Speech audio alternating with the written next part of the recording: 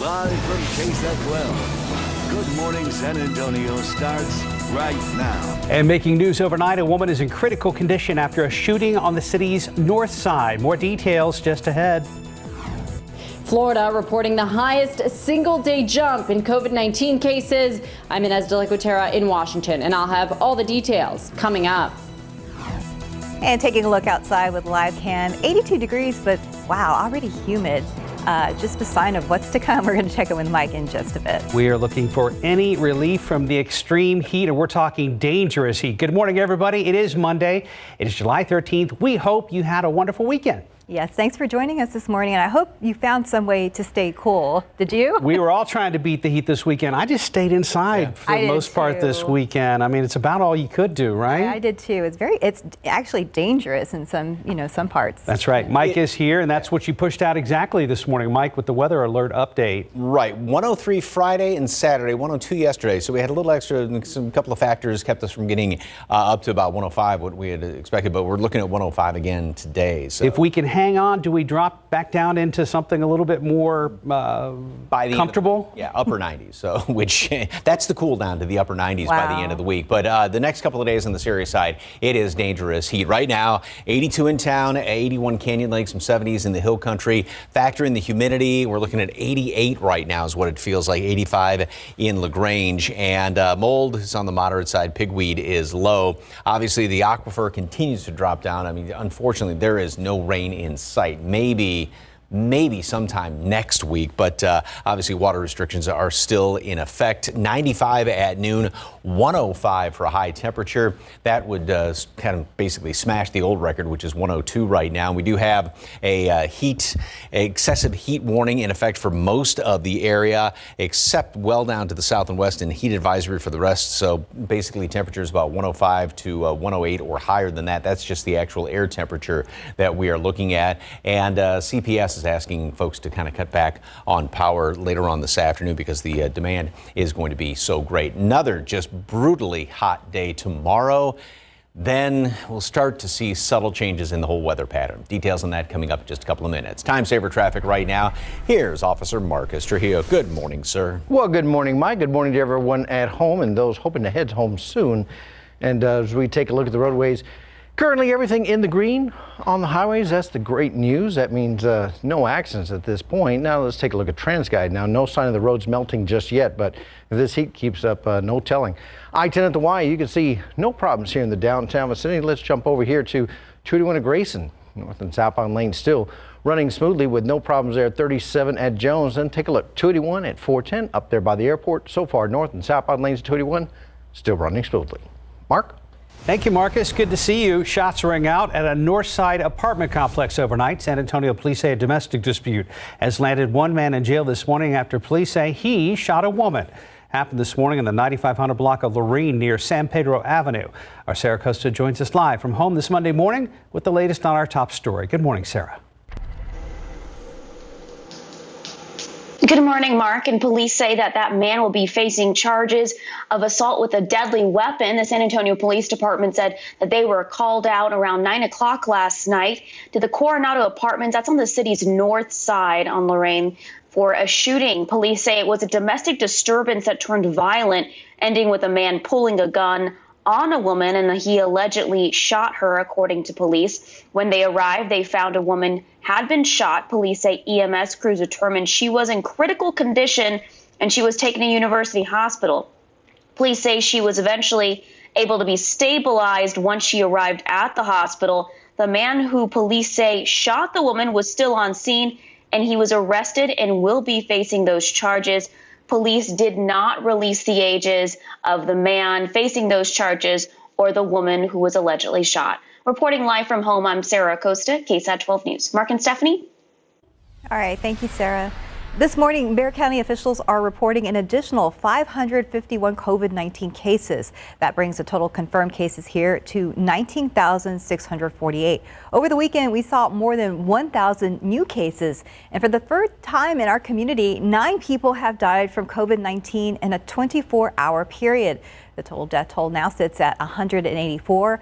The hospitalization rate also hasn't improved. Right now, 1,265 are in the hospital, with 419 in the ICU and 246 on ventilators. There are only 10% of staffed hospital beds are available. 13,000 people are still fighting the virus, and more than 6,000 have recovered.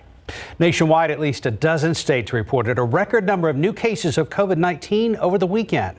Among them, Florida, with the highest one-day total of any state since this outbreak began. ABC's Ines de la Cuetara is in Washington with the latest. Overnight, Florida reporting a record number of new COVID-19 cases. Miami-Dade Mayor Carlos Jimenez telling CNN. We definitely had a sharp increase in the number of people going to the hospital. Number of people are in ICU, and the number of people on our ventilators. 15,000 new cases just on Sunday, the highest single-day jump in the U.S. ever. This is a pretty dramatic, I think, picture of showing how this virus operates. The Sunshine State, along with 6 other states, also setting daily death toll records. In Texas, hospitalizations topping 10,000 on Saturday and Sunday. We have to acknowledge the fact that the numbers are continuing to rise. Houston's mayor proposing a 2-week shutdown as ICU beds dwindle to fewer than 100 in the entire city. And the Army sending nearly 600 medical personnel to help. A 30-year-old man in San Antonio dying after attending a so-called COVID party, allegedly telling a nurse he made a mistake moments before succumbing to the infection. He thought he was young and he was invincible and wouldn't get affected by the disease. In Mississippi, some hospitals are now forced to send COVID patients out of state after running out of room. And in Arizona, the mayor of Phoenix is warning morgues are filling up as hospitals in the city bring in refrigerated trucks in preparation for more deaths.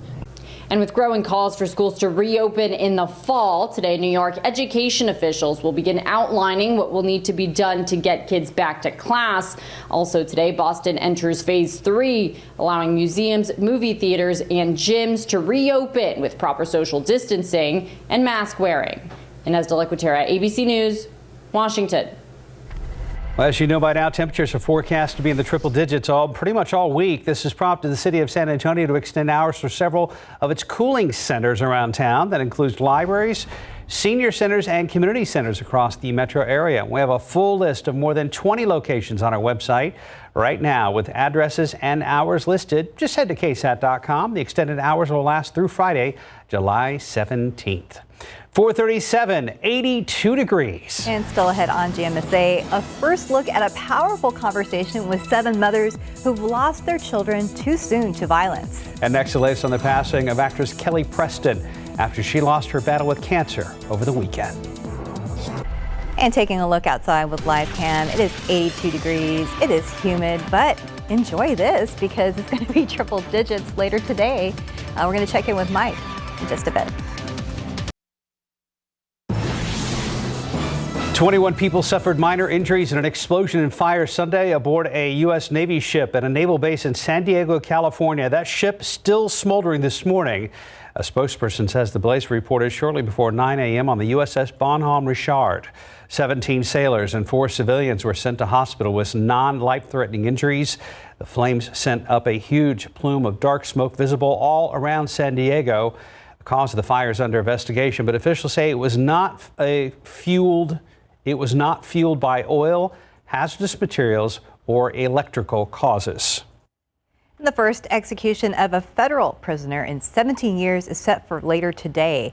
Daniel Lewis Lee is a convicted killer.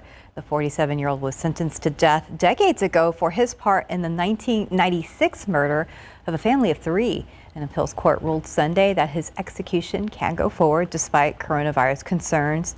Lee's family members say they worry about getting sick if they witness his death. That's after a staffer tested positive for coronavirus at the prison where the execution is scheduled. Their attorney says they're appealing to the U.S. Supreme Court. Washington, D.C.'s NFL team will get rid of the name Redskins later today, according to multiple reports. It's unclear when a new name will be revealed, though.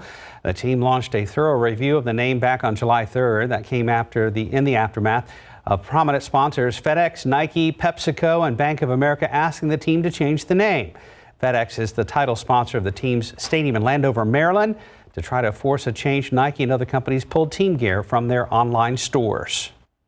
Kelly Preston, the wife of actor John Travolta, has died. Travolta said in an Instagram post that his wife of 28 years died after a 2-year battle with breast cancer yesterday. The couple had 3 children together. Preston appeared in numerous films over the decades, including Space Camp, Twins, and Jerry Maguire. In 2003, she starred in What a Girl Wants and as the mom in the live-action adaptation of The Cat in the Hat. She was 57 years old.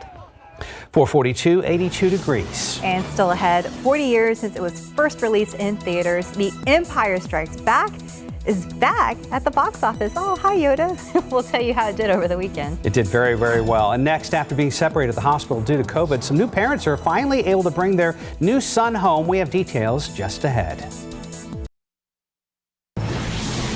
And welcome back. It's 4:45. An incredible group of women coming together for the first time ever after losing their children too soon to violence. ABC's Deborah Roberts shares their heartbreaking stories and their collective call for justice and reform in today's GMA First Look. In this morning's GMA First Look, a powerful conversation with 7 mothers who've endured the unthinkable. Sabrina Fulton, what do you say to someone like Tamika Palmer, who is so newly in this horrible, painful club that you all are part of? The moms of Breonna Taylor, Ahmaud Arbery, Trayvon Martin, Tamir Rice, Botham Jean, Antoine Rose Jr., and Eric Garner all united together to turn their personal tragedy into a movement for change. When the lights go off and the cameras are gone, you're going to have to come back from your deep depression, your sadness, your disappointment, and just not having your child. And one of the things you have to do is you have to pull from the strength within. You can see much more from these incredible women coming up on GMA and a full hour-long conversation on GoodMorningAmerica.com. I'm Deborah Roberts, ABC News, New York. After being separated over the coronavirus and having to admire each other from afar, one couple is finally reunited. And now they'll also be able to bring the newest addition to their family home nearly 3 months later.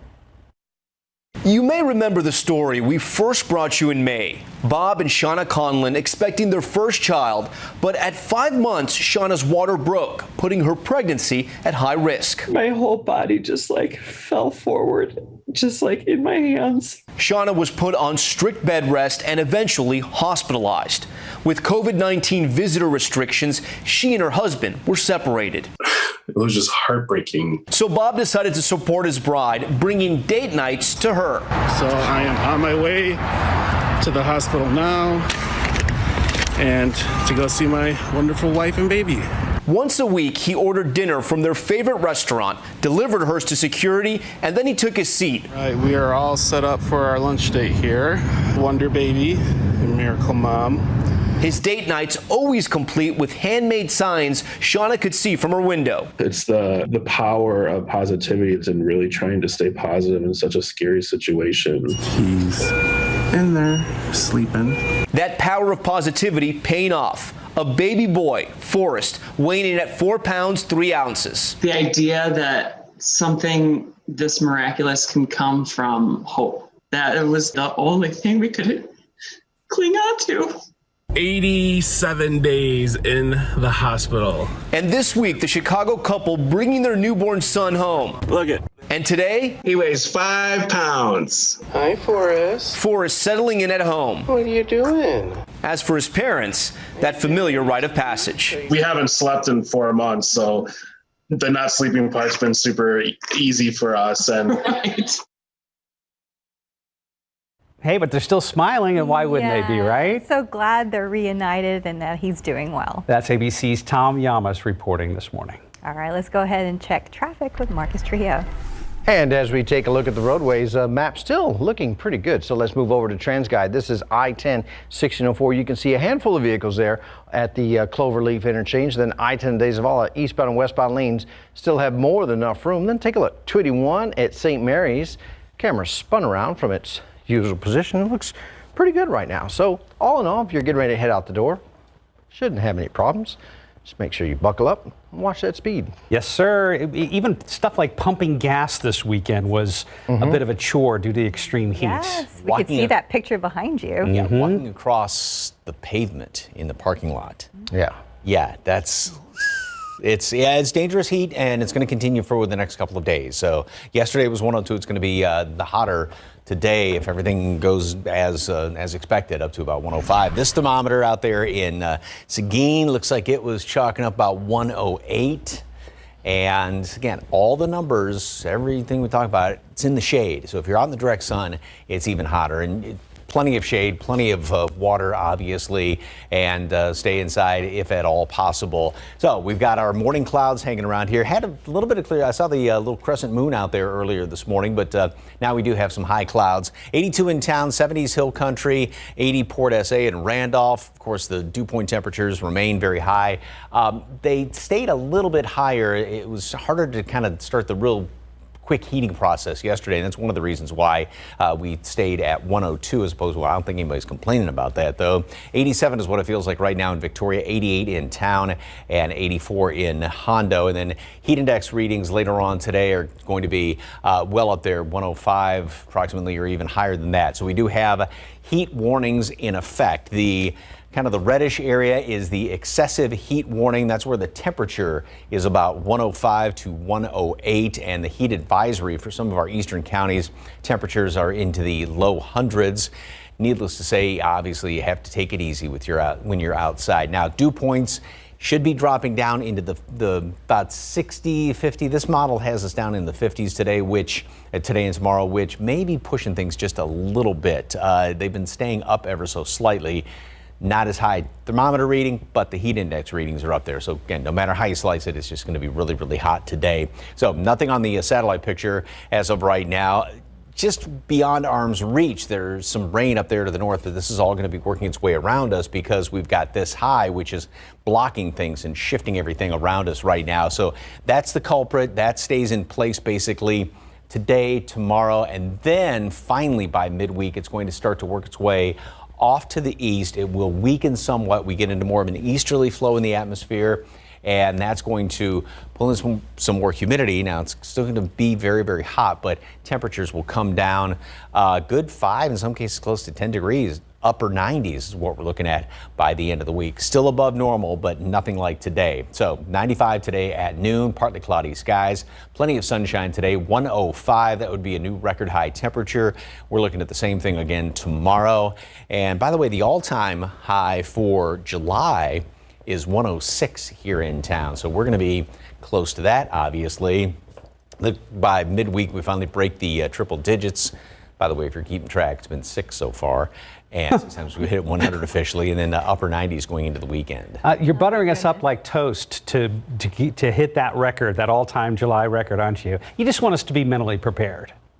Just throwing it out there, just in case it happens. But your confidence is pretty high that we're going to be close, aren't you? Yeah, and the record today and tomorrow is probably going to be smashed. So. Okay. Oh my goodness. Well, thanks for preparing us. Buttering us up like toast. Toast. 453, 82 degrees. And coming up next, a closer look at why a popular country music group has decided to change their name.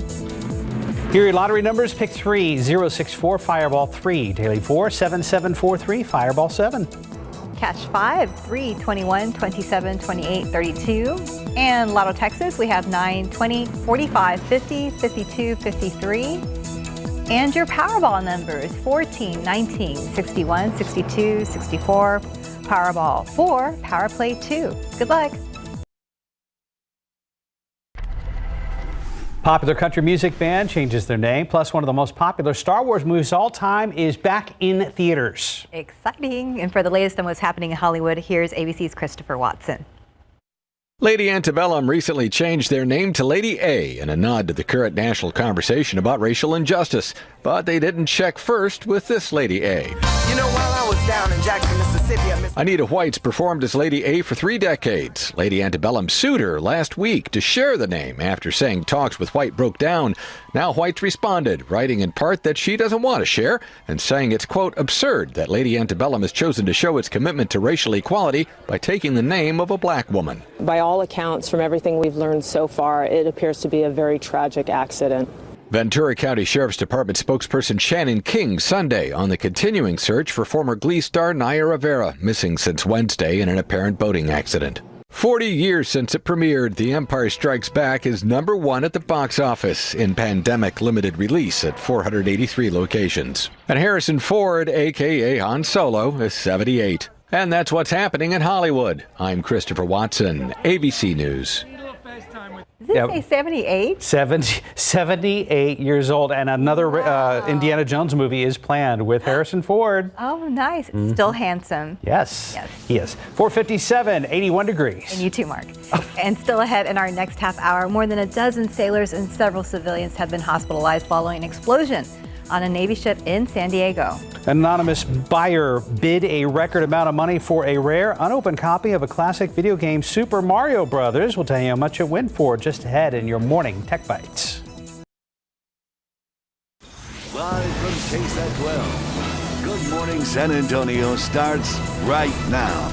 This morning, we have the latest on that explosion and fire that happened on a U.S. Navy ship in San Diego, California. And tomorrow, voters will be heading to the polls to choose who will represent the Republican and Democratic tickets in the November general election.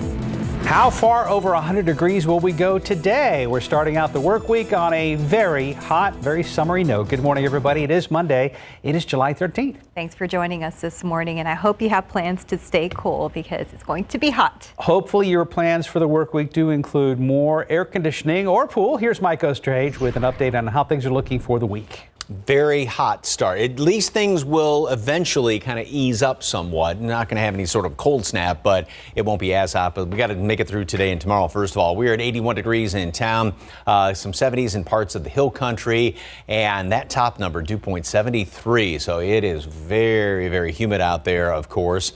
And the aquifer, it actually a little bit of a fluctuation yesterday. 0.2 of a foot it went up, but still the 10-day average, that bottom number is what we got to keep an eye on, and that's where we are still under stage 1 water restrictions. Mold is on the moderate side. Pigweed is low right now. And when you look at some of the temperatures around the area right now, again, 70s, 80s, we are about 6-7 degrees above normal, and there's a slew of humidity. So heat index readings right now, 86 in town, 78 New Braunfels, 81 in Gonzales, and partly cloudy, mostly cloudy, pardon me, warm and humid, sunny, record high temperature. The record's 102 today, forecast high 105. So smash that. Same thing tomorrow, 105. And then temperatures will start to ease up, so we'll only be in the upper 90s.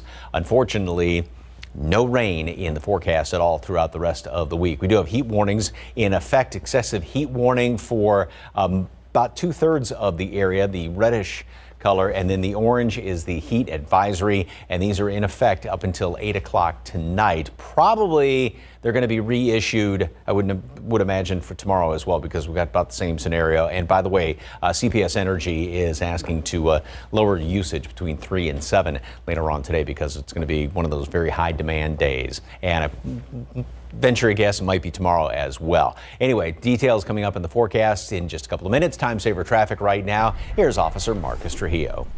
I'm already feeling hot. Yep. It's going to get hotter. Right now, as we take a look at the map, so far, no issues on the map at this point. 281 to St. Mary's north and southbound lanes still running smoothly, so currently no slowdowns in anyone's travel times. Just remember, buckle up once you head out and put away those distractions, those cell phones and those coffee cups. Mark? Thanks, Marcus. Tomorrow is Election Day here in Texas. Voters will be heading to the polls to select who will represent the Republican and Democratic tickets in the November general election. Sarah Costa joins us live from home with what candidates from what race. That's getting a lot, with more rather on candidates from one race, getting a lot of attention and what they've had to say. Sarah? Good morning, Mark. Well, that race that is getting a lot of attention is the race for the Democratic nomination of who will face current U.S. Senator John Cornyn. MJ Hagar and Royce West are hoping to face three-term Republican Senator Cornyn in November. We got the chance to speak to both candidates about why they wanted to run for this seat. Candidate West has been representing the Dallas 23rd District as a Texas state senator since 1993, and candidate Hagar is a U.S. Air Force veteran and Purple Heart recipient who currently lives outside of Austin. When I put on the uniform to serve in our military, I took an oath to support and defend our Constitution against all enemies, foreign and domestic. I spent 3 tours in Afghanistan fighting a foreign threat, but now we do have a domestic threat to our Constitution. And I feel like running for office is a fulfillment of that oath. America is in desperate need of leadership. The state of Texas is in desperate need of leadership also at the state level, at the federal level with our U.S. Senator.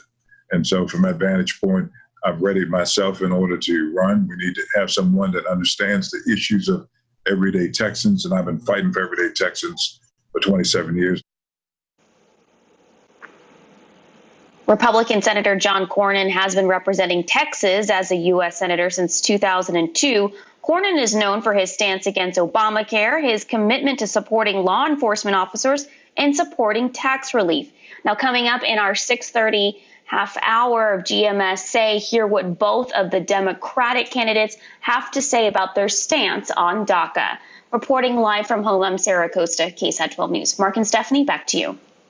Sarah, a warship continues to be a battleground for fire crews in California. The USS Bonhomme Richard suffered serious damage in yesterday morning's blast. And it doesn't look like the battle against those flames will be over soon. ABC's Megan Tevrizian has the details. This morning, a Navy ship still smoldering, nearly 24 hours after an explosion rocked the military vessel at the Navy's biggest base on the West Coast. A fire was reported in the lower vehicle storage area on board Bonhomme Richard. The explosion aboard the USS Bonhomme Richard, injuring at least 21 people, including 18 sailors at Naval Base San Diego. 160 sailors were on board at the time of the explosion. Ashy fire. There's nothing toxic in there. It's just black smoke. And now, because we're doing the firefighting agent, you're starting to see more whiter smoke, which is a good sign that the fire is being maintained. There's heavy smoke showing from a large military vessel under construction. The flames sending a huge plume of dark smoke visible around San Diego. Sailors aboard the Navy ship in fire gear rushing to battle the fire. Tugboats surrounding the amphibious assault ship, spraying water from afar. 3 teams of federal firefighters and 2 Navy teams have been back on the ship, but they can only stay on board for 15 minutes at a time, then rotate out because it is too hot. This morning, the Navy telling ABC News the extent of the damage to the ship is, quote, huge, adding the fire will likely burn for days. Here's a good look at the Bonhomme Richard. It has been burning for hours. You can smell the smoke and see it for miles away. This plume of smoke can be seen up to 5 miles from where we are right now at Naval Base San Diego. And with the ship loaded with fuel, the concern that nearby military vessels could be in danger from more potential explosions. The Navy now moving neighboring ships, the USS Fitzgerald and USS Russell. This morning, the cause of the explosion is still unknown. The ship was undergoing routine maintenance when it happened. Its last deployment was in 2018. Megan Tevrizian, ABC News, San Diego. New analysis of cell phone data in 10 coronavirus hotspots shows even more people hit the road over the 4th of July weekend than over Memorial Day. That is despite warnings from health experts. The data focused on numbers of visitors traveling to and from 10 areas, including Houston, Austin, Dallas, and San Antonio. Nearly all the metro areas saw an increase in the number of visitors when compared to either Memorial Day weekend or the 2 weeks prior. Experts say it could be weeks before we see an increase in cases, possibly linked to holiday travel. A San Antonio woman stunned after she witnessed a man getting hit by a car just steps from her home. Police say a man was killed after he was hit by a vehicle on Flores Street near Division Avenue on Saturday night. Christine Casares says she didn't get a chance to see the vehicle, but she did see the man laying in the middle of the street. Now, while the man's name has not been released, police say he was found unresponsive and died on the scene. Casares says she is heartbroken for the family he left behind. You're seeing someone laying there and you don't even know who he is. Somebody's going to be waiting for him to get home. And police are still searching for the driver who hit that man. Right now it's 5:09, 81 degrees on your Monday morning. And still ahead, a rare copy of the Super Mario Brothers Nintendo game just sold at auction for a record price. We're going to tell you how much. Online learning can be tough for any kid, but children with disabilities face extra challenges. How you can help next. And taking a look outside with live cam, 81 degrees for now, but those temperatures will be climbing today and really for the rest of the week. I never thought I would say I'd be looking forward to the 90s, but I am. We'll be right back. Just about 5:13. Welcome back to GMSA. About 1 in 5 children in the U.S. has learning or attention issues. For these kids, a virtual education can be a real struggle. And this morning, we're taking a look at how the coronavirus is impacting students with disabilities. School from home is the new norm for kids around the country, but those with learning disabilities may have a hard time with this virtual platform. Researchers conducted a study to better understand the online learning experiences of students with disabilities. They interviewed parents with children in 3rd through 8th grade.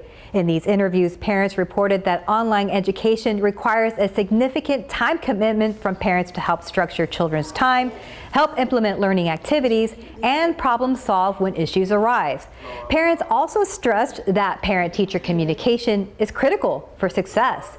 Experts say be proactive about reaching out to your child's teachers, ask your school to help put a remote education and therapy plan in place, set realistic daily goals, and don't put too much pressure on yourself or your child. Just do your best.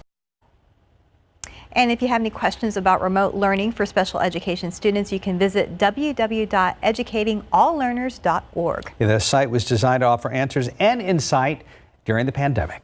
All right, time now. It's 5:14 and 81 degrees for now. Still ahead, we have a preview of the new title track from Tim McGraw's first solo album in 5 years' time. And Google Nest is teasing that something special is coming out today. More details next. When migraine strikes, dissolve it with Nurtec. The only quick dissolve treatment for migraine attacks that can get many people back to normal activities and last up to 48 hours with just 1 dose. Wonderful. Don't take if allergic to Nurtec. The most common side effect was nausea. Nurtec. 1 dose. Wonderful. Here's another cleaning tip from Mr. Clean. Cleaning tough bathroom and kitchen messes with sprays and wipes can be a struggle. There's an easier way. Try Mr. Clean Magic Eraser. Just wet, squeeze, and erase tough messes like bathtub soap scum and caked on grease from oven doors. Now Mr. Clean Magic Eraser comes in disposable sheets. They're perfect for icky messes on stovetops, in microwaves, and all over the house. For an amazing clean, try Mr. Clean Magic Eraser and Mr. Clean Magic Eraser Sheets. In today's Tech Bites, Tesla cuts the price of its new SUV. The Model Y now starts at $50,000. That's $3,000 less than when it was introduced a few months ago. Tesla has not commented on the price cut. Google is widely expected to roll out its new Google Nest speaker today. The company releases a cryptic tweet saying something special is coming this Monday. Just a few days ago, a promo shot of a new Google Nest speaker was released. It's intended to replace the original Google Home that launched in 2016. And an anonymous buyer has helped Super Mario set a new high score. A mint copy of the 1985 game sold at auction for $114,000. That's a record price for a video game, eclipsing the mark set by another Super Mario cartridge 15 months ago. Those are your Tech Bites. $114,000. That's a lot of money. What were they when they came out? $20? I don't even remember. I remember my Atari. I don't know. I'm dating myself in a lot of ways. Yeah. Well, we had Pac-Man. Yeah, we did. We had Pac-Man, Missile Command, Asteroids, all that kind of stuff. Okay. Back in the good old days. 5:18 right now. Let's go ahead and check your roadways with Marcus Trujillo. And right now, things still look pretty good out there on the highways. We're going to switch over to TransGuide. From the map showing all green, so that's great news. Right now, 410 in San Pedro, you can see north and southbound, or east and westbound lanes rather, running great with no problems here at 35 for the north or the southbound lanes, all the way through 35 at 410. Take a look way up there, 35 at Evans. We have some tractor-trailer traffic, but nothing that should delay you if you're leaving in the next few minutes. Everything seems to be moving along fairly well right now. What? Are you on vacation? Looks in the background. Are you reminiscing? You've got you were talking about video games, and I've said this before. We had the very first video game, and it was the Pong. No, it was before that, I think. What? Commodore? No. And this was where you had to, there was the plastic sheets, which would be like a tennis court or something like that, or a soccer field, and you taped it over your TV screen because it was the same thing in the back. Beep, beep, boom, boom, beep. And that's all it was just going back and forth like that. Oh, my goodness. It was back, it was in the early 70s. So you're saying there was some pretty high-tech graphics and audio. We had to hook it back into the antenna of your TV and do it on either channel 3 or 4 or something. Sure. Oh, wow. Those were the days of beep, boop, bop. What was the name of was it Magnum? No, it wasn't Magnavox. I'll find it. So anyway, yeah, that's a gorgeous, gorgeous picture. Boy, that pool looks nice. Oh, and the chairs. And it's got a windmill. I didn't notice the windmill. I was just looking at the water. So I got another windmill picture. I'm loving windmills these days. It is, needless to say, warm and humid out there. Upper 70s, low 80s. Of course, humidity remains extremely high. Dew point 77 right now in Helotes. I mean, literally, it's like just you'll get wet walking outside with that kind of humidity. 75 in Stinson. Heat index readings 86 in town right now and 81 in Gonzales as well as Honda. We're going to have those heat index readings well up in the hundreds. About 105 or so. Going for 105 for our temperature here. Now, this model is taking much, much drier air, and so that's why it actually would feel slightly cooler than the forecast high. But the humidity has really been kind of, the past couple of days, we've all been texting about that, all the other meteorologists here, and how the humidity has really been staying up in the afternoons, and that has held temperatures down. That's why we were at 102 yesterday instead of 105, because we did have some extra humidity, but of course it puts those heat index readings just off the charts, basically. Heat warnings are in effect. Excessive heat warning is in effect for about the western 2/3 of our viewing area. This is all up until 8 o'clock tonight, and then the heat advisory just means temperatures are going to be basically off the charts and dangerous levels with the excessive heat warning, because 105, be it the actual air temperature or the heat index, that your body really has a tough time cooling it. And again, that is in the shade, so you got to find plenty of shade and stay inside if at all possible, and hydrate. Dew points, and again, these models tend to get them fairly low. If we really drop down at dew points, temperatures are going to be skyrocketing today, but we'll still, like I said, be up around 105, higher than that for the apparent temperature, be it thermometer reading or heat index. Some low clouds this morning, but there's really nothing as far as any cloud cover at all for the next couple of days. We may have a couple more by the end of the week, and at least we'll start to see some subtle changes coming in here by about midweek. 95 degrees today at noon, partly cloudy skies, and then a high temperature today up to 105. That would be a new record high. The old record, or the current record, I should say, is 102. And same thing tomorrow. The record is in jeopardy. Close to it on Wednesday. Then we'll see temperatures dropping down into the upper 90s. We start to see kind of a subtle change to the weather pattern. But of course, don't see any raindrops on that graphic either. Yeah, what's up with that? Maybe by next week sometime. So, I mean, it just burned off the clouds even. I mean, there's no moisture left. Looking forward to the 90s. Thank you, Mike. 523, 81 degrees. Coming up next in your morning spotlight, country music legend Tim McGraw releasing a new album title track, plus more details on a massive virtual piano recital. Today in entertainment news, a new tune from a country music star and a massive piano recital. And a coloring book that highlights the achievements of Elon Musk. Here's CNN's David Daniel with the Hollywood Minute. The Illuminated Tweets of Elon Musk is a coloring book of some of Musk's most iconic achievements, illustrated through a selection of 52 of his tweets. If you've ever thought of Elon Musk's Twitter feed as colorful, you're not alone. An artist who goes by Ill Ink, short for Illustrious Inklings, says she tracked the feed for years to create this coloring book, turning the tech magnate's tweets into an art project. She funded the book via Kickstarter and hopes to make it available by October.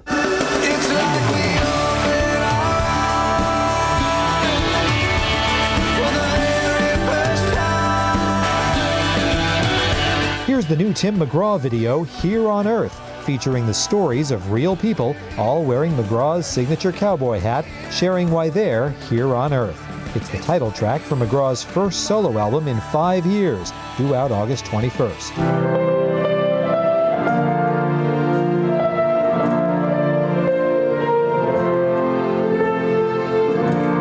The online online keyboard learning program Playground Sessions, co-created by Quincy Jones, offered a free class during the pandemic, teaching people of all ages and skill levels to play the song You Raise Me Up. More than 7,000 people in 52 countries learned the song, and more than 900 contributed videos, creating what Playground Sessions is calling the world's largest ever virtual piano recital. You can see it on the program's YouTube channel. In Hollywood, I'm David Daniel. Well, that's pretty remarkable. 7,000? That's amazing. So do you get to add to your resume that you worked with Quincy Jones? I would. I would too. Why not? 527, 81 degrees. And still ahead in our next half hour, as states continue to see an increase in COVID-19 cases, President Donald Trump and some in the White House are questioning Dr. Anthony Fauci. We'll have the details just ahead. According to multiple reports, Washington's NFL team will be getting rid of the Redskins name today. Details ahead, including a debate over what the new name for the team will be. And only getting an online learning experience has some recent high school grads rethinking college, at least for next year. Taking a look at whether or not a gap year is really a good option. Good morning to you. It is Monday, July 13th. Happy Monday. Thanks for being with us this morning, and I hope you have plans to stay cool. There's cooling centers around town and much needed because we are hitting the triple digits like all week. As soon as we walked into the door this morning, Mike's push alert for the forecast said dangerous heat, and that trend continues, right, Mike? Yes, indeed. We've had heat index readings. Now, temperatures Friday 103, Saturday 103, 102 yesterday, but the heat index readings, of course, have been very high, and then temperatures are forecast to be even higher, so about 25 degrees above what they are as of right now. 79 Port SA, same thing, Bulverde, 77 in New Braunfels, 81 in Canyon Lake, and out there at the airport, so about 6 degrees above normal. Again, with the humidity, we do have the heat index readings this morning. Mold's on the moderate side. Pigweed is low. Aquifer, there was a little fluctuation yesterday, but still it is below 660, and the 10-day average remains below 660. So, of course, watering restrictions are in effect. 95 at noon, 105 for a high temperature, and with temperatures that high, that is prompting heat warnings, not only heat advisories, but also excessive heat warnings. That's the reddish, pinkish area, which is about the western 2/3 of our viewing area, with temperatures about 105 to 108 or higher than that. And that doesn't even account for any leftover humidity later on this afternoon. And then along the coastal plain, there is the heat advisory that is in effect. Also, CPS Energy is asking that you lower your thermometer or raise the temperature in your thermometer a little bit, lower the energy usage between 3 and 7 later on today, because it's forecast to be a high demand day. It's going to be triple digits for the next couple of days, and we'll see some subtle changes toward the end of the week. Details in just a couple of minutes. Time saver traffic right now. Here's Officer Marcus Trujillo. Anything going on, sir? Well, right now, Mike, as far as the roadways are concerned and all the highways, still looking pretty good. So let's move over to TransGuide. We can see that 410 in San Pedro, traffic moving along fairly well with no problems here. I-10 at De Zavala. As we check at one more place there, I-10, 410, the interchange, or I-10, 1604, the interchange so far, no problems there. Mark and Stephanie? Thank you, Marcus. About 2/3 of U.S. states are seeing coronavirus cases continue to climb. This as teachers, school staff, and parents try to prepare for the start of the upcoming school year. CNN's John Lawrence has the details.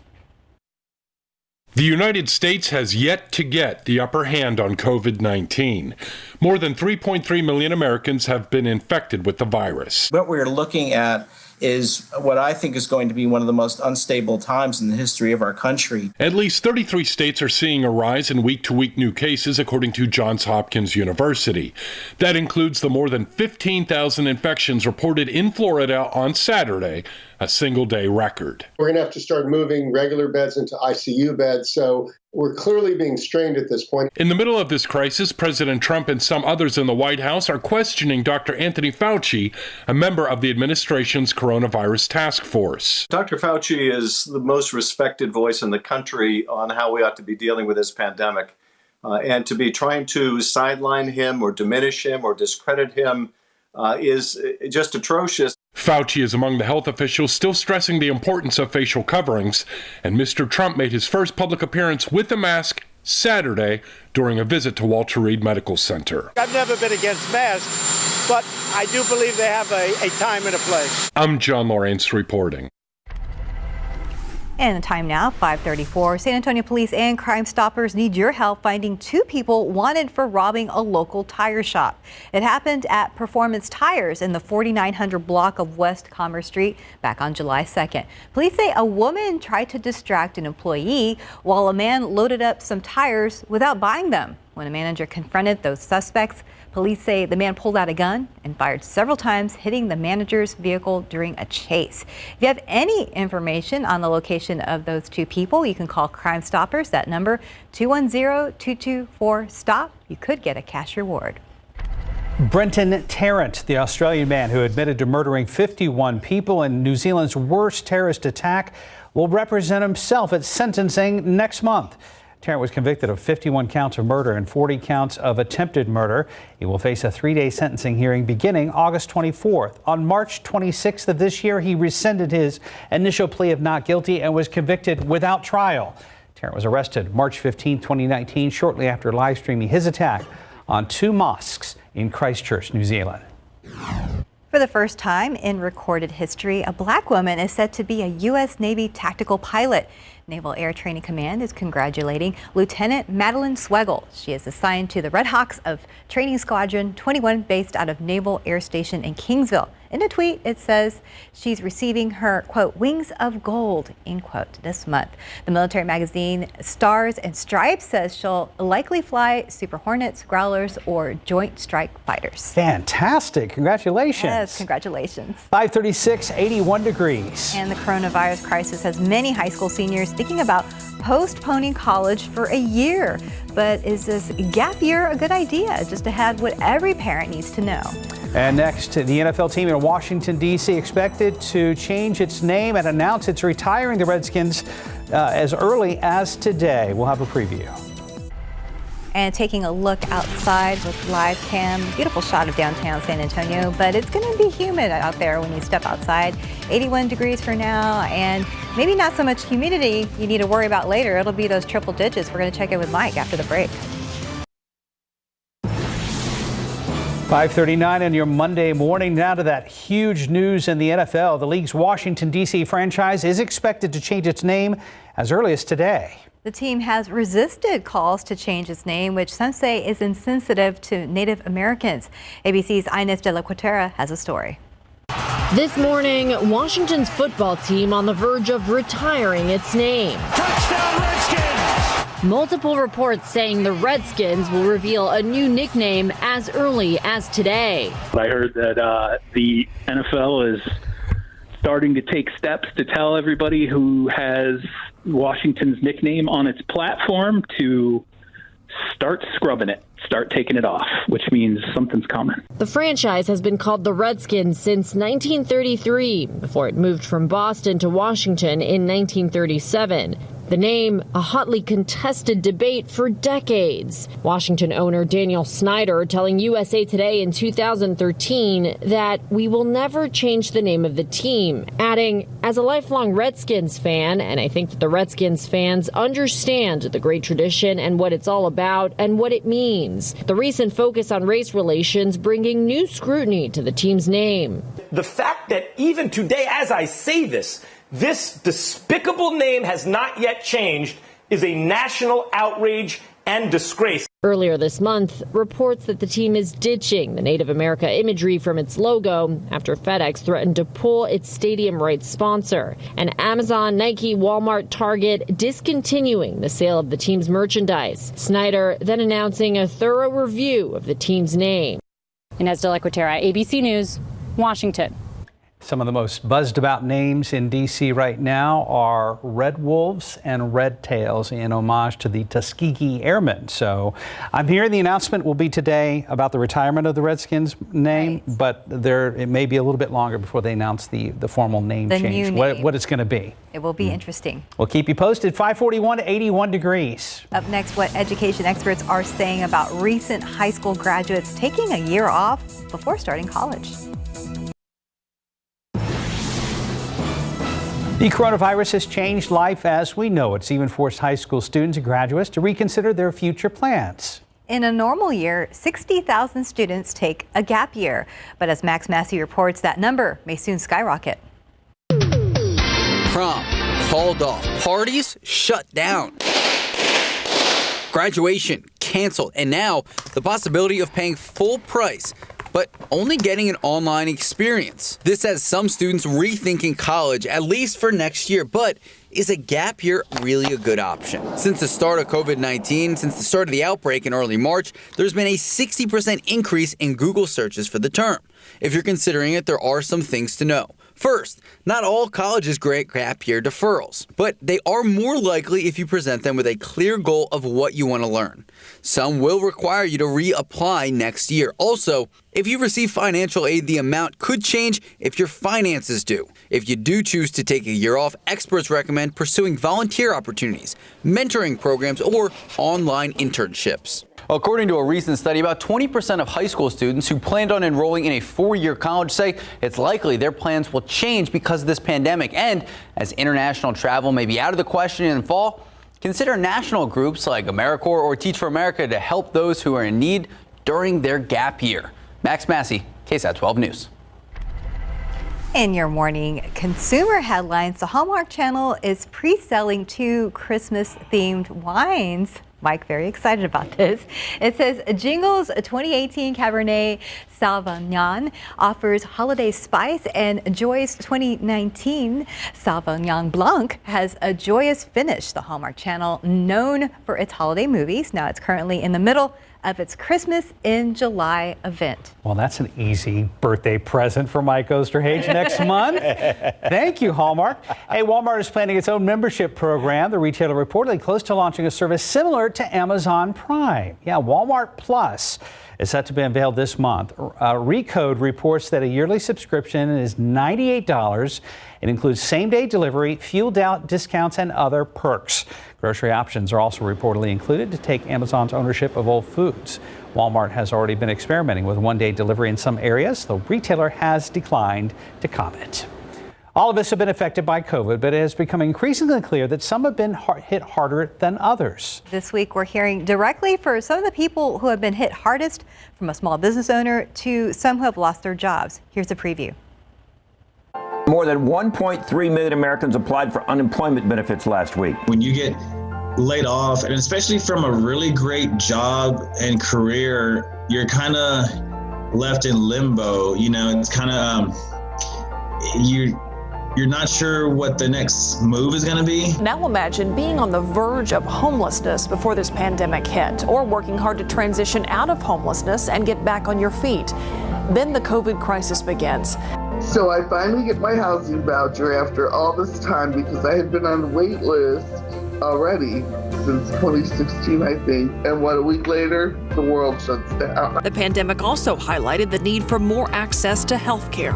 I was just trying to make my medication stretch, which I did, thank God, but I did. My medication, I only went to the doctor when I literally had to, like when I was, about to die. In addition to banning large gatherings, bars closed at noon today. Restaurants will have to scale back to 50% capacity starting on Monday. It is a difficult and frustrating situation, but it's hard to really point any fingers because coronavirus what do you do about that? Who do you blame?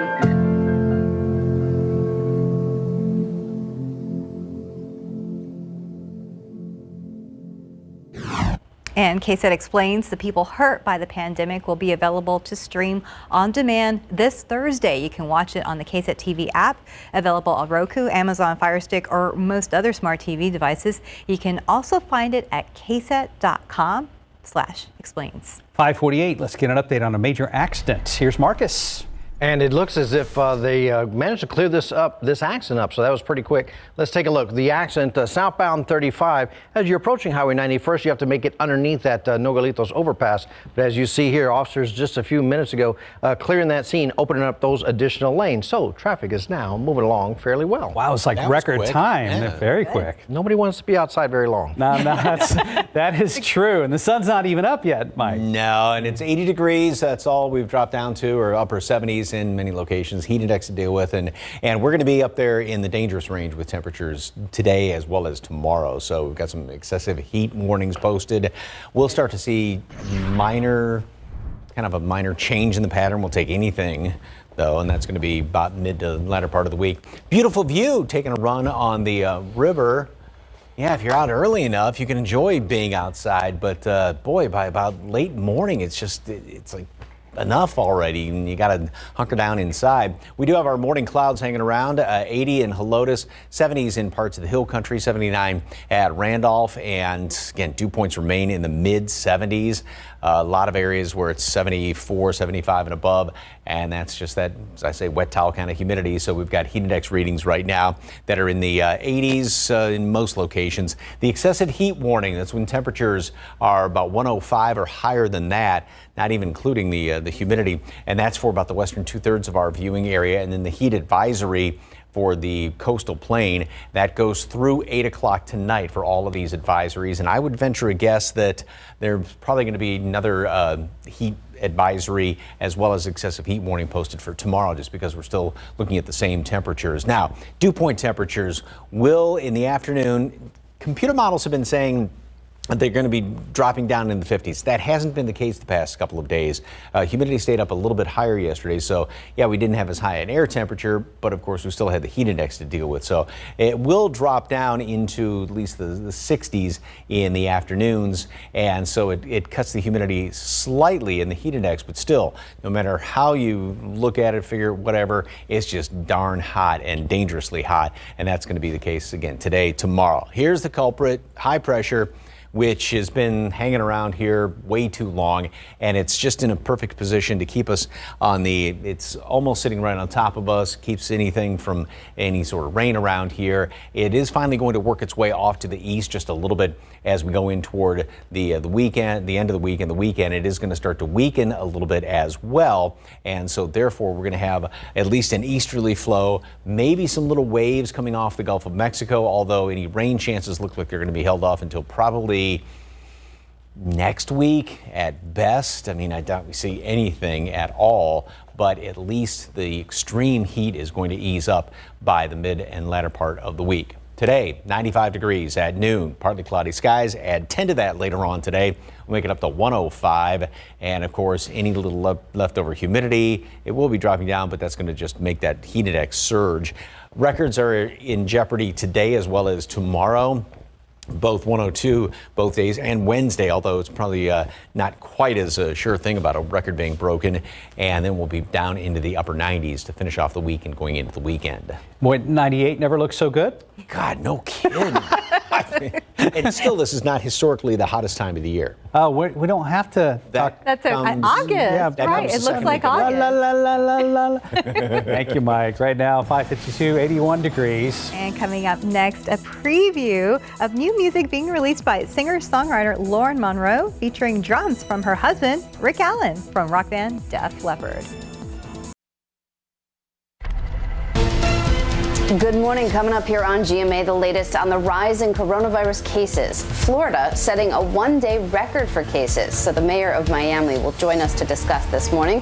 Plus, a new warning about COVID parties. A 30-year-old in Texas died after allegedly attending one of those parties. That's all coming up right here on GMA.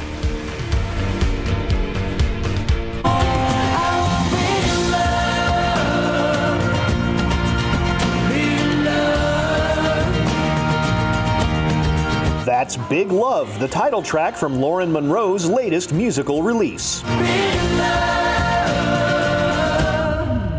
big love. Written in 2016, Monroe finds the song just as relevant today. That song is about hope, and it's a message of unity, and I think it's a great time to be releasing it. Sunset and dawn. Monroe is married to Rick Allen, the drummer for British rock legends Def Leppard, who plays on the song.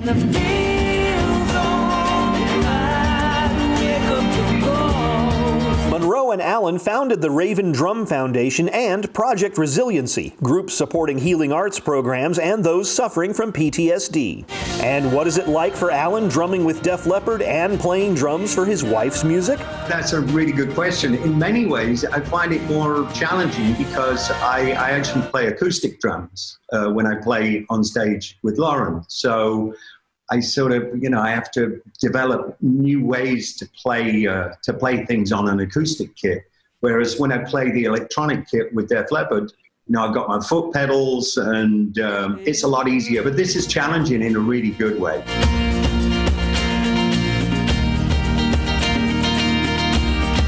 In Hollywood, I'm Rick Damigella. Still ahead on GMSA on your Monday morning, a woman is sent to the hospital in critical condition after shots rang out at a Northside apartment complex last night. Details still to come. TransGuide right now, we see the sun trying to come up there, 35 and 1604. You are watching Good Morning San Antonio.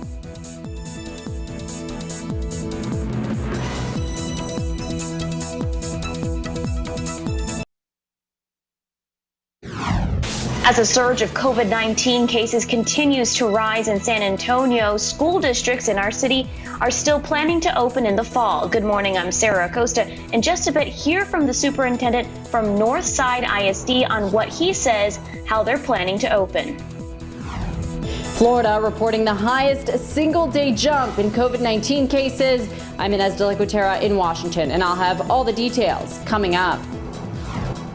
And taking a look outside with live cam this morning, it is humid at 80 degrees. Yeah, don't let that nice shot of downtown San Antonio fool you right now. It's going to be hot later on too. Very hot, dangerously hot. We're going to check in with Mike in just a bit.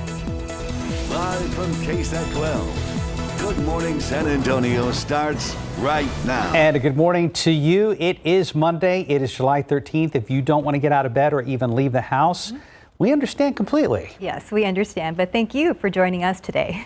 Let's go to Mike and talk about this dangerous heat. The trend does continue and no significant relief in sight. Although if you shave off 5 or 8 degrees, Mike, we're headed in the right direction. Yeah, that's what's going to happen by midweek, mid and latter part of the week. Is at least we'll see a subtle change in the overall weather pattern, and that means temperatures won't be as extreme. But today is going to be basically in the extreme category. 80 in town, 79 Castroville, mid 70s in the Hill Country, and of course we've got heat index to deal with. Although a lot of these numbers aren't necessarily as high as what they were last week at this time. We had a lot of upper 80s and 90s around here, but it's still really darn hot and humid. Mold is moderate, pigweed is low, and of course, watering restrictions remain in effect with the 10-day average on the aquifer down below 660. Now, as far as temperatures today, we're at 80 at about 25 when it's all said and done. So we will continue to warm. Once that sun comes up, we're going to be warming up very, very quickly throughout the rest of the morning. And we do have the excessive heat warning in effect for the western 2/3 of our viewing area with temperatures about 105, higher than that, and then the heat advisory elsewhere. And this is in effect until 8 o'clock. Wouldn't be surprised if this is issued again for tomorrow. Also, CPS Energy is asking that you cut back on energy usage later on this afternoon between 3 and 7 when it's the kind of the hottest time of the day. Yes, we do have subtle changes coming. Details on that in just a couple of minutes. Time saver traffic right now. Here's Officer Marcus Trujillo. You had that big accident last half hour. That got cleaned up quickly. It's all cleared up, and as you look at the map, Mike, not too much going on out there. So all the green means folks are moving at least at the speed limit out there. So all the travel times are well within the normal travel time range at this point. 35 at Benzingham, starting to get a few more vehicles, both in the north and the southbound lanes. And then 35 at 410, you see no problems there at the interchange up on the northeast side. Just remember, you buckle up once you head out. Stephanie? Thank you, Marcus. New this morning, a woman in critical condition in the hospital after police say she was shot during a domestic disturbance. Police tell us it happened around 9:30 last night at the Coronado Apartments in the 9500 block of Lorene. That's near San Pedro and Loop 410. Police say it was a domestic disturbance that led to that shooting. Officers say they arrested a man and he will face charges of assault with a deadly weapon. Firefighters were able to quickly put out a fire overnight down on the south side. Firefighters telling us they responded to the call just before midnight in the 700 block of Clovis Place. That's near Commercial Avenue and Southwest Military. When they got there, they found a shed on fire and put it out before it could spread. However, arson investigators do not know how the fire started. And San Antonio Police and Crime Stoppers asking for your help finding the people involved in an armed robbery. They say 3 suspects walked up to a person on the Terra Oak Trailhead, which is on the Helotes Green Parkway. It happened around 8 p.m. on June 28th. The victim told police the 3 suspects beat him up, and took his wallet. One of the suspects then shot him before all three ran away. If you know anything about this incident, you are asked to call Crime Stoppers at number 210-224-STOP. Bexar County health officials reported 511 new cases and 9 new deaths in the past 24 hours. That means there were more than 1,000 new cases and 18 deaths just over this weekend. That pushes the total number of cases we have seen in the San Antonio area near 20,000 since the pandemic began. We have also reached an alarming number of hospitalizations. Only 10% of staff hospital beds are available in the county. That means health officials may need to start using the Freeman Coliseum and other backup centers for people to get medical care there. As the state of Texas continues to battle a surge in COVID-19 cases and hospitalizations, area school districts are still ramping up for the fall. Our Sarah Costa joins us live from home with what Northside ISD had to say about their plans in place for reopening. Sarah, how are you? Good morning. Thank you, Mark. Well, Dr. Brian Woods with Northside ISD says they are prepared to open up all of their buildings and do in-person teaching, but they're also 100% prepared to go virtual if they need to. He says they will have a significant number of parents who will choose for their children to stay at home for distance learning, so they are prepared for both in-person and distance virtual learning. The district has spent the last few months preparing for in-class learning, figuring out a way to arrange transportation for students, and have installed plexiglass and other elements to help minimize risks in the school buildings.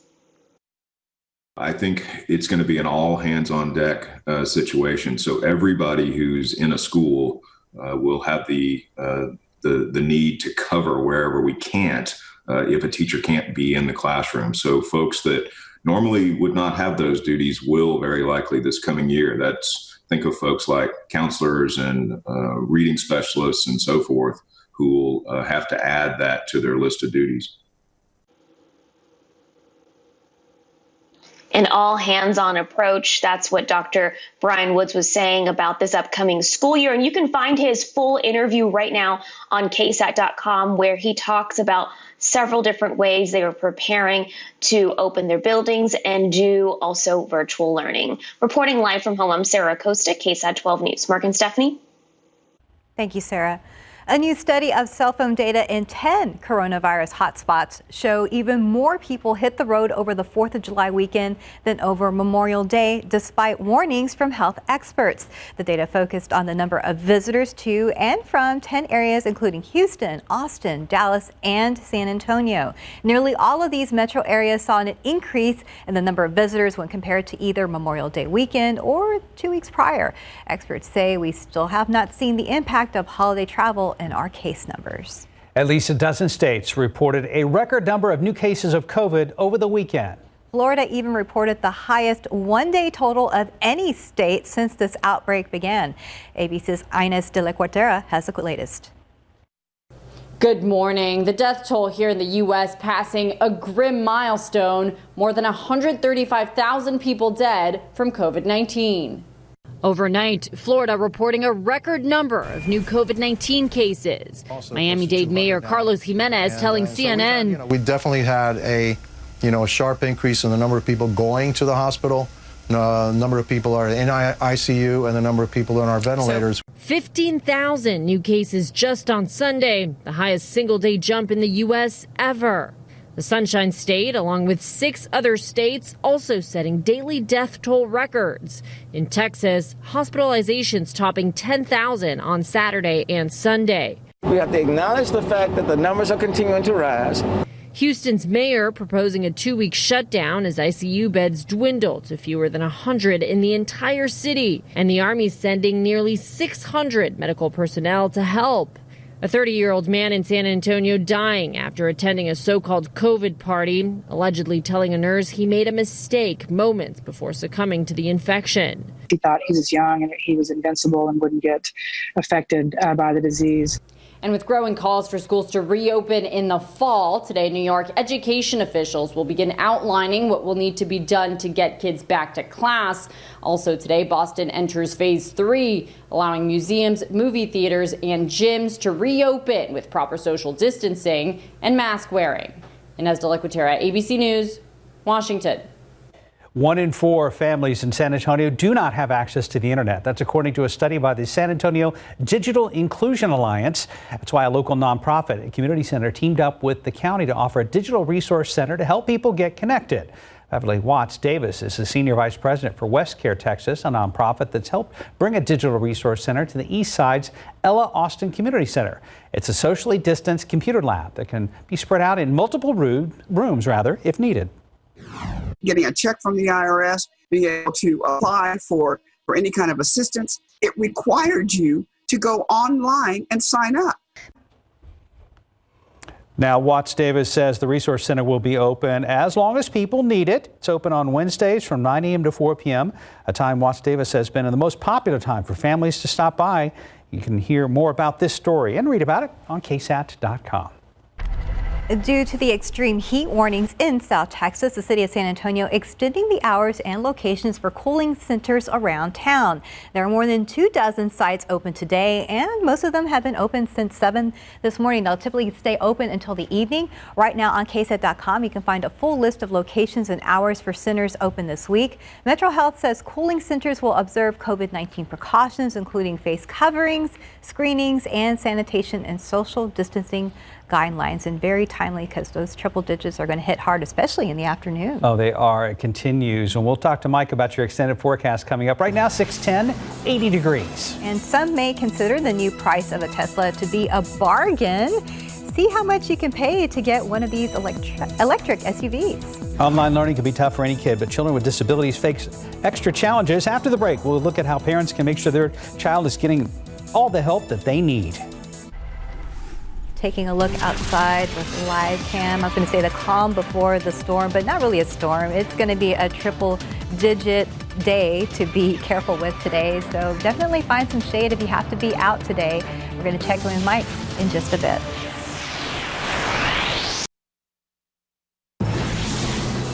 Welcome back. Just about 6:15 on your Monday morning. About 1 in 5 children here in the U.S. has learning and attention issues. For these kids, a virtual education can be a real struggle. This morning, we're taking a look at how parents can help students with disabilities succeed. School from home is the new norm for kids around the country, but those with learning disabilities may have a hard time with this virtual platform. Researchers conducted a study to better understand the online learning experiences of students with disabilities. They interviewed parents with children in 3rd through 8th grade. In these interviews, parents reported that online education requires a significant time commitment from parents to help structure children's time, help implement learning activities, and problem solve when issues arise. Parents also stressed that parent-teacher communication is critical for success. Experts say be proactive about reaching out to your child's teachers, ask your school to help put a remote education and therapy plan in place, set realistic daily goals, and don't put too much pressure on yourself or your child. Just do your best. And if you have any questions about remote learning for special education students, you can visit educatingalllearners.org. The site was designed to offer answers and insight during the pandemic. And I looked at the graphic for traffic. It looks pretty green, so it looks good out there, Marcus? That's right, Stephanie. Green is good, and actually it's great this morning. And we had an accident earlier this morning, southbound 35, leaving the downtown area, right there in Nogalitos. That has cleared up. Traffic resuming back to its normal pace here in the downtown area. Let's take a look. This is I-10 at the wide. As you take a look right above the banner, it's kind of hidden by the banner. We have some nice colors to the sky there. As you're traveling in and out of the downtown area, just make sure you buckle up. We've had some high clouds, but are starting to see a little bit more of a sunrise this morning, and this will make you jealous, Mr. Fisherman. So some folks are out this weekend. Well, that's one way to social distance, right? Off the shore of Matagorda, and look at the red snapper. Wow, that's a ton of good-looking fish. No that's kidding. A ton of horsepower behind those fishermen. No kidding, right? Oh, I didn't realize what that was. Yeah, those three outboards. V8s. Mm-hmm. Yeah, that thing is not bad. Does very, very well. Well, that was a great fishing run. I am jealous. I am jealous. Yeah. Thank you to Boxy for that Even picture. if you don't fish, you'd be jealous of that. Did you see here that they went 45 miles offshore on that descriptor there? It probably took them like a minute and a half. They jumped in the boat. They're like, what waves? Those engines are just gargantuan. Great picture, though. And you can see a little bit of the glow looking up to the north at the skyline from Brooks City Base. And we do have some high clouds out there still this morning. Mid-upper 70s, low 80s. Actually, temperatures compared to even like late last week are down ever so slightly, although we still have plenty of humidity out there with most areas seeing dew points well up into the mid 70s. And we've got a heat index right now, 84 in town, 83 Beeville. But again, these heat index readings, remember last week, late last week, we had upper 80s and even a couple of low 90s at this time of the morning. So a little bit better. We do have the excessive heat warning in effect for the western 2/3 of our area with temperatures about 108, 105 and even higher than that. And it's really, there's no just black and white as far as rules with the excessive heat warning. It depends on where you are, so it doesn't come into play until temperatures get up to about 108 or higher off around the Rio Grande Valley. But it is in effect for most of the area, and then the heat advisory is in effect for the coastal plain today. And this is till 8 o'clock tonight. I wouldn't be surprised if more of these advisories and warnings get posted for tomorrow. Dew points will drop down in the afternoon. Now, probably not as low as a lot of computer models. Computer models were saying over the weekend we'd have dew points down in the mid-50s, which would have allowed temperatures to really spike. Now, despite that, they were still very high, but we've been keeping a little bit more humidity around here, so this may be slightly on the low side, which means even if you have dew point down to about, say, low 60s, which in most cases is obviously more comfortable, we'll still have somewhat of a heat index to deal with later on today. Again, that's the culprit. That high, it is plunked down right on top of us. It had strengthened in the past couple of days, and so that's what's helping to really heat things up around here. But by the end of the week, it's finally going to, this is the subtle changes we see, it'll shift off to the east a little bit more, and so that's going to, it's also going to ease up. That will allow temperatures to ease up a little bit. We'll be down into the upper 90s, and we'll get more of a flow coming in here off the Gulf of Mexico. And so hopefully by maybe the middle of next week, we get some little disturbances, little waves trying to come on in here to give us a chance for some rain. But other than that, there is nothing as far as any rain for at least the next 7 days or longer. 95 degrees today at noon, partly cloudy skies. High temperature up to 105. Again, the excessive heat warning is in effect for most of the area. The record today is 102, so that looks like it's a pretty good bet may be falling. Same thing tomorrow for the record high temperature. And then we'll be in the upper 90s. A couple of more clouds by the end of the week. It's so deceiving when you look out on these TransGuide cameras. It just looks serene, and oh yeah, then you walk Very outside nice and reality smacks you across the face. Right. Thanks, Mike. 620, 80 degrees. And a group of mothers coming together to share their heartbreaking stories of losing their children too soon to violence. In today's GMA First Look, we hear about their collective call for justice and reform. Here's your secret word of the day. Enter it on KSAT.com/Circle K for a monthly chance to win free gas for a year. Every entry wins a free iced coffee. Win with Circle K and GMSA.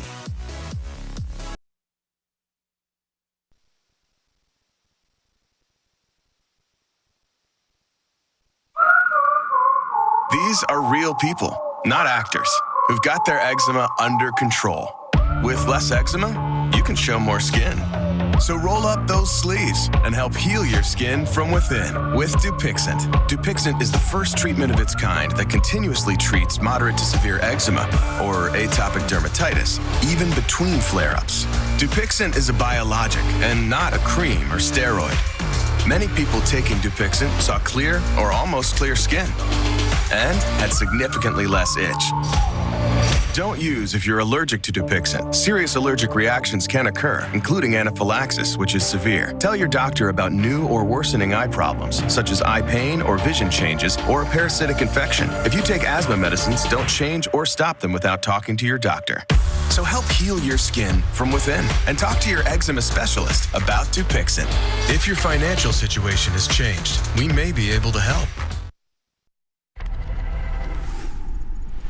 In this morning's GMA First Look, a powerful conversation with 7 mothers who've endured the unthinkable. Sabrina Fulton, what do you say to someone like Tamika Palmer, who is so newly in this horrible, painful club that you all are part of. The moms of Breonna Taylor, Ahmaud Arbery, Trayvon Martin, Tamir Rice, Botham Jean, Antoine Rose Jr., and Eric Garner all united together to turn their personal tragedy into a movement for change. When the lights go off and the cameras are gone, you're going to have to come back from your deep depression, your sadness, your disappointment, and just not having your child. And one of the things you have to do is you have to pull from the strength within. You can see much more from these incredible women coming up on GMA and a full hour-long conversation on GoodMorningAmerica.com. I'm Deborah Roberts, ABC News, New York. We have sad news to report from the entertainment world. Actress Kelly Preston has passed away, according to her husband, actor John Travolta. He posted on Instagram that Preston, his wife of 28 years, died after a 2-year battle with breast cancer. Kelly Preston had a lengthy career in movies and television. She had starring roles in For Love of the Game, What a Girl Wants, and Jerry Maguire, to name a few. Travolta and Preston had 3 children together. Kelly Preston was 57 years old. If you haven't filed your federal taxes yet, you need to do that by Wednesday. It was postponed due to the pandemic, and the IRS says it's best if you do that online. That's because there is a backlog of paper returns because employees have been working from home. If you need more time, you can submit an extension that will give you until October 15th, but the extension paperwork is due Wednesday as well. In the tech world this morning, Tesla has cut the price of its new compact SUV, the Model Y. Now starts at $50,000. That's $3,000 less than when it was introduced just a few months ago. How about $3,000 less than that? More than that? Yeah. We can probably work on making you a deal. All right. Mike knows Elon Musk very well. They're like this. Awesome. Right, Mike? Mike? Like this, not like this. Time now at 6:26 and 80 degrees for now. One of the key races in tomorrow's runoff election between 2 Democrats vying to challenge U.S. Senator John Cornyn. We'll see where each candidate stands on DACA coming up. And Washington, D.C.'s NFL team will no longer use a name many considered to be racist. We're going to see what impacted the team's decision to make the change.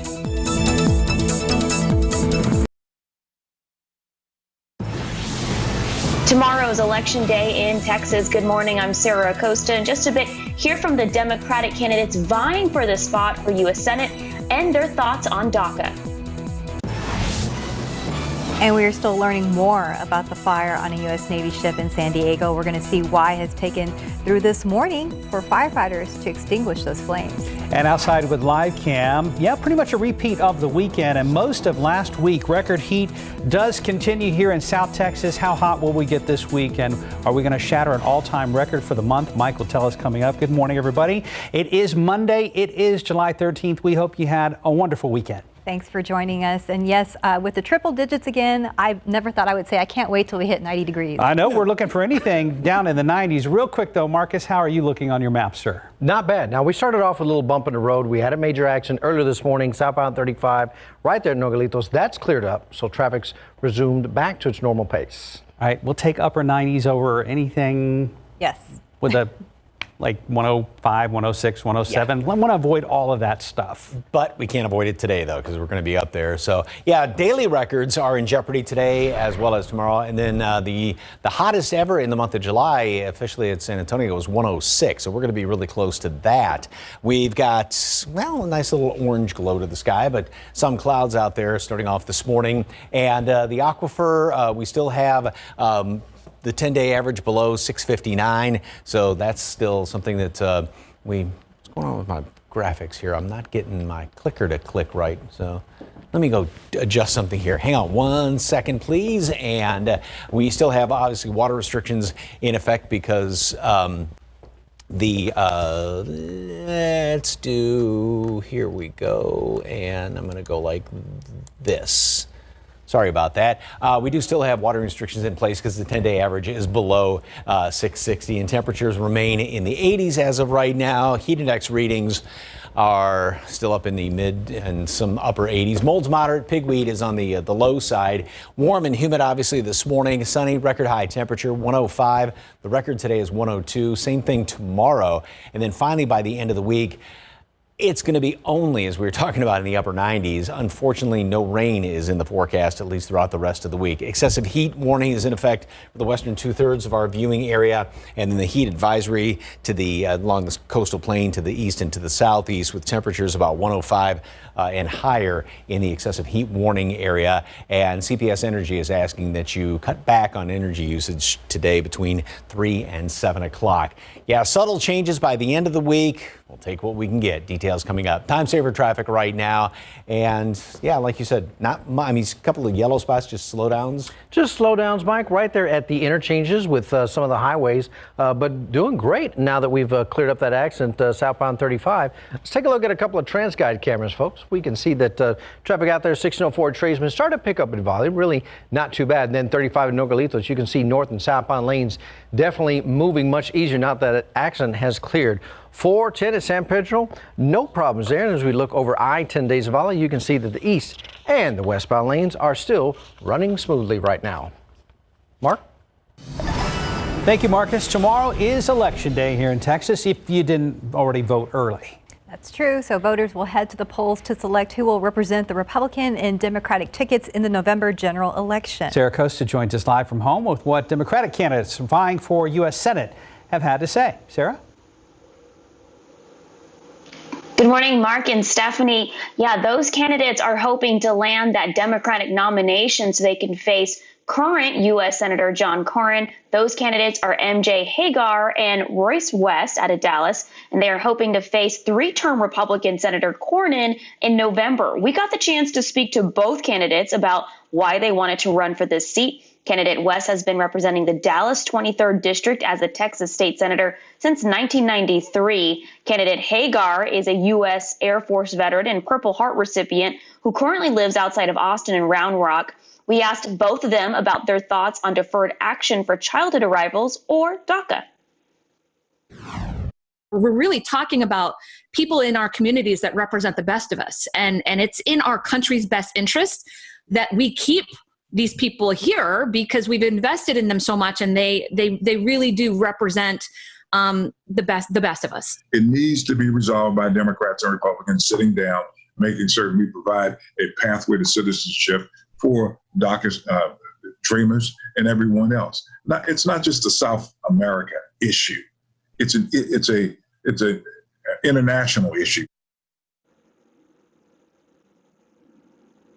Now, the incumbent Senator Republican John Cornyn has been representing Texas as a U.S. Senator since 2002. Remember, Election Day is tomorrow, and the polls will be open from 7 in the morning to 7 in the evening. When you arrive, be sure to wear a mask, and someone at the site will give you a glove or a pencil to operate the voting machine. And you can find out more about these two candidates and with their thoughts on several issues. All of that right now is on KSAT.com, along with a preview of what the ballot will look like tomorrow for Election Day. Reporting live from home, I'm Sarah Acosta, KSAT 12 News. Mark and Stephanie. Thank you, Sarah. In your morning headlines, fire crews in San Diego, California, still trying to get a handle on a big fire on a U.S. Navy ship. There was a blast on board the USS Bonhomme Richard yesterday morning, causing heavy damage. ABC's Megan Tevrizian has the details. This morning, a Navy ship still smoldering, nearly 24 hours after an explosion rocked the military vessel at the Navy's biggest base on the West Coast. A fire was reported in the lower vehicle storage area on board Bonhomme Richard. The explosion aboard the USS Bonhomme Richard, injuring at least 21 people, including 18 sailors at Naval Base San Diego. 160 sailors were on board at the time of the explosion. Ashy fire. There's nothing toxic in there. It's just black smoke, and now because we're doing the firefighting agent, you're starting to see more whiter smoke, which is a good sign that the fire is being maintained. There's heavy smoke showing from a large military vessel under construction. The flames sending a huge plume of dark smoke visible around San Diego. Sailors aboard the Navy ship in fire gear rushing to battle the fire. tugboats surrounding the amphibious assault ship, spraying water from afar. 3 teams of federal firefighters and 2 Navy teams have been back on the ship, but they can only stay on board for 15 minutes at a time, then rotate out because it is too hot. This morning, the Navy telling ABC News the extent of the damage to the ship is, quote, huge, adding the fire will likely burn for days. Here's a good look at the Bonhomme Richard. It has been burning for hours. You can smell the smoke and see it for miles away. This plume of smoke can be seen up to 5 miles from where we are right now at Naval Base San Diego. And with the ship loaded with fuel, the concern that nearby military vessels could be in danger from more potential explosions. The Navy now moving neighboring ships, the USS Fitzgerald and USS Russell. This morning, the cause of the explosion is still unknown. The ship was undergoing routine maintenance when it happened. Its last deployment was in 2018. Megan Javrizian, ABC News, San Diego. The first execution of a federal prisoner in 17 years is scheduled to take place today in Indiana. Appeals court ruled Sunday the execution of Daniel Lewis Lee can go forward despite coronavirus concerns. Bureau of Prisons says a staffer tested positive for the virus at the prison where the execution is scheduled. Lee's family members say they worry about getting sick if they witness his death. His attorney says the family is appealing to the U.S. Supreme Court to stop the execution. Some White House officials are starting to question Dr. Anthony Fauci. In a statement, a member of the administration says officials are concerned that, quote, Dr. Fauci has been wrong on things, end quote. A Health and Human Services spokesperson clarifies that does not mean the White House is clashing with scientists. Fauci is director of the National Institute of Allergy and Infectious Diseases and a leading coronavirus expert. He's been known to correct President Donald Trump when his facts are wrong. He's also been at odds with the president at times about the need to follow health guidelines. A man named Brenton Tarrant, an Australian man who admitted to murdering 51 people in New Zealand's worst terrorist attack, will represent himself at sentencing next month. Tarrant was convicted of 51 counts of murder and 40 counts of attempted murder. He will face a 3-day sentencing hearing beginning August 24th. In March of this year, he rescinded his initial plea of not guilty and was convicted without a trial. Tarrant was arrested in March of 2019, shortly after live streaming his attack on 2 mosques in the city of Christchurch. Right now, it's just about 6:40, 80 degrees. The coronavirus crisis has many high school seniors thinking about postponing college for a year. After the break, we're going to see if a gap year is really a good idea.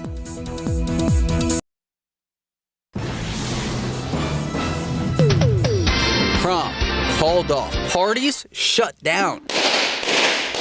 Graduation canceled. And now the possibility of paying full price, but only getting an online experience. This has some students rethinking college, at least for next year. But is a gap year really a good option? Since the start of COVID-19, since the start of the outbreak in early March, there's been a 60% increase in Google searches for the term. If you're considering it, there are some things to know. First, not all colleges grant gap year deferrals, but they are more likely if you present them with a clear goal of what you want to learn. Some will require you to reapply next year. Also, if you receive financial aid, the amount could change if your finances do. If you do choose to take a year off, experts recommend pursuing volunteer opportunities, mentoring programs, or online internships. According to a recent study, about 20% of high school students who planned on enrolling in a 4-year college say it's likely their plans will change because of this pandemic. And as international travel may be out of the question in the fall, consider national groups like AmeriCorps or Teach for America to help those who are in need during their gap year. Max Massey, KSAT 12 News. We have some late breaking news right now just north of downtown. San Antonio police are on the scene of a shooting in the 1100 block of West Russell. That's near I-10 and Woodlawn. Our photojournalist Tim Stewart is on the scene with the latest information. Hello, Tim. Hi, Stephanie. Good morning, Mark. I can tell you that police responded about 5:30 this morning to this home on the near north side. If you look closely, you can see a bullet hole there. They say that whenever they arrived that there was a 7-year-old girl that had been grazed by a bullet. Sergeant said that they're basically at square one as to figure out what happened here. But if you look closely, you can see shell casings in the street. At least 5. And they're processing it like any other crime scene. Little girl was treated at the scene by EMS. She was not badly injured. She was not transported to the hospital. I did talk to a couple of neighbors. One nice lady said it was very scary, the sound of the gunshots this morning.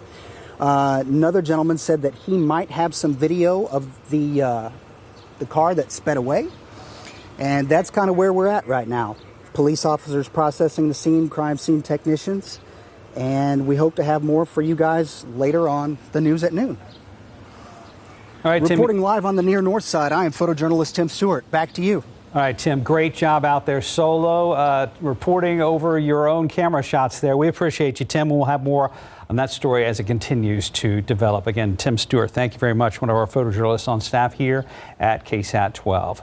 In the NFL, the league's Washington, D.C. franchise expected to change its name as early as today. The Redskins organization has resisted calls to change this name, which many says is insensitive, or say rather, is insensitive to Native Americans. ABC's Inez de la Cuatera has that story.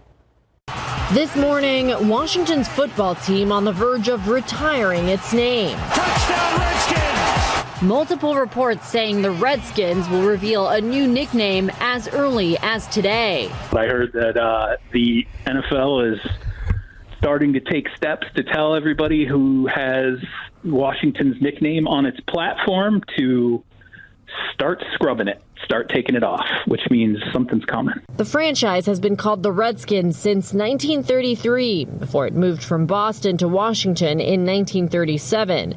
The name, a hotly contested debate for decades. Washington owner Daniel Snyder telling USA Today in 2013 that we will never change the name of the team, adding, as a lifelong Redskins fan, and I think that the Redskins fans understand the great tradition and what it's all about and what it means. The recent focus on race relations bringing new scrutiny to the team's name.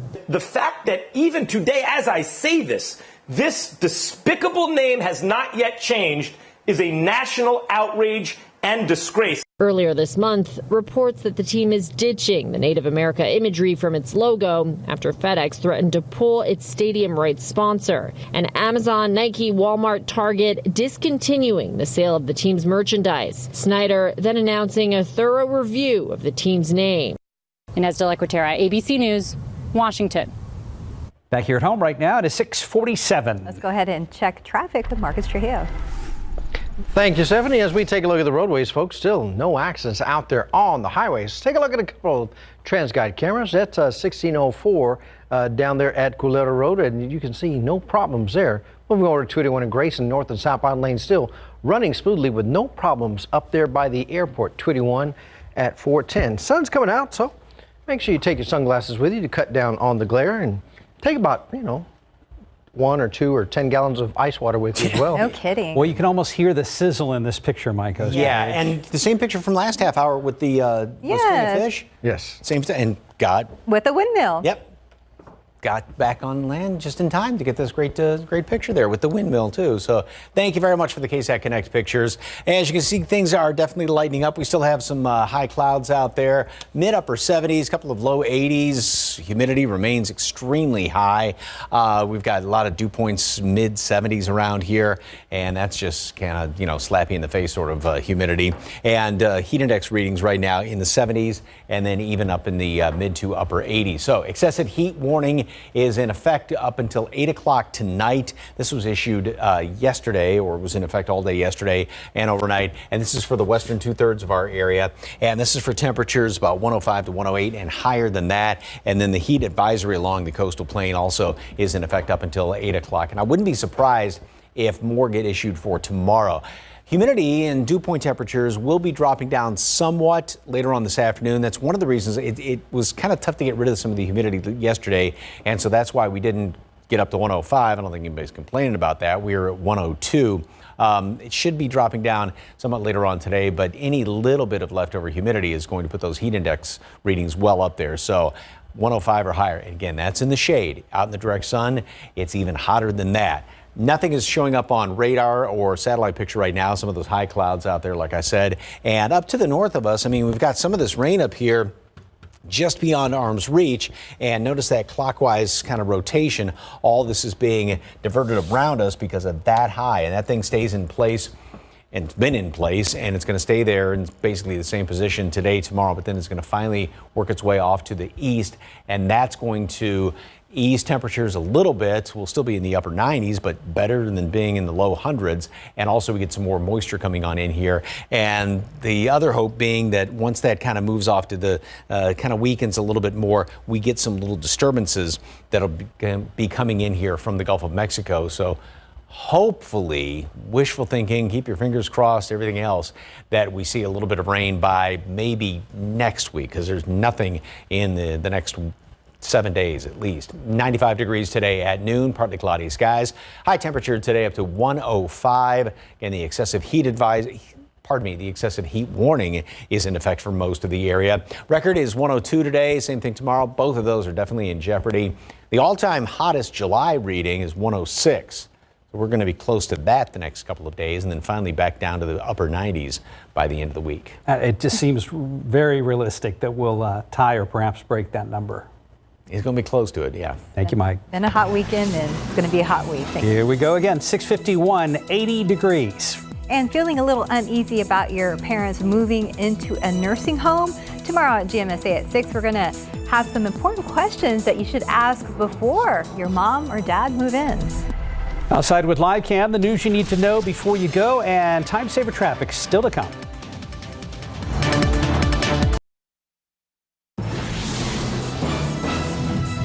And over the weekend, the Texas Kidney Foundation congratulated the 2020 Maria Villanueva Scholarship winners. Scholarship, which goes to college students affected by kidney disease, was started by our instant replay producer Daniel Villanueva in memory of his mom.